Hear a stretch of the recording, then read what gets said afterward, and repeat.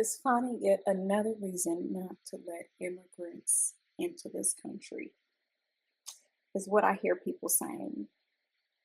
But I really need y'all to think critically about this one, right?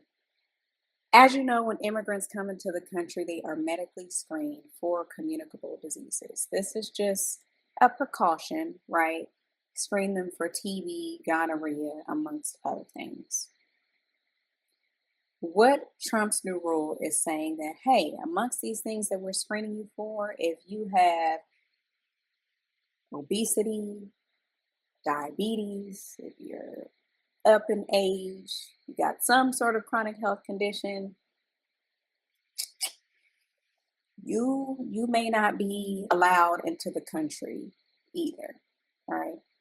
But I want to urge people to look at this from a public health perspective. Do y'all know how much the US spends on healthcare?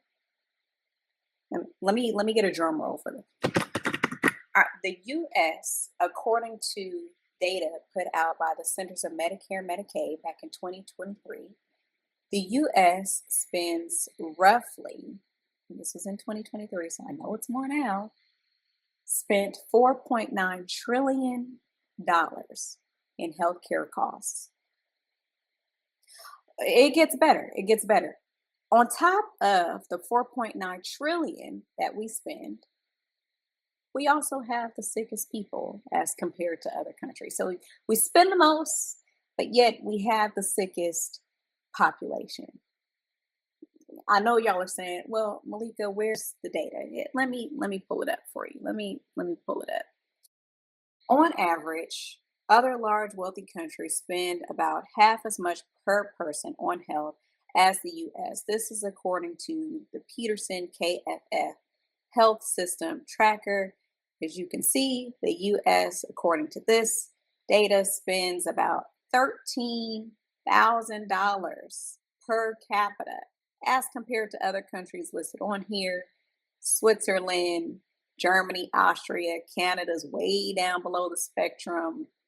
Australia, Japan's way at the bottom. They're said to have the healthiest population.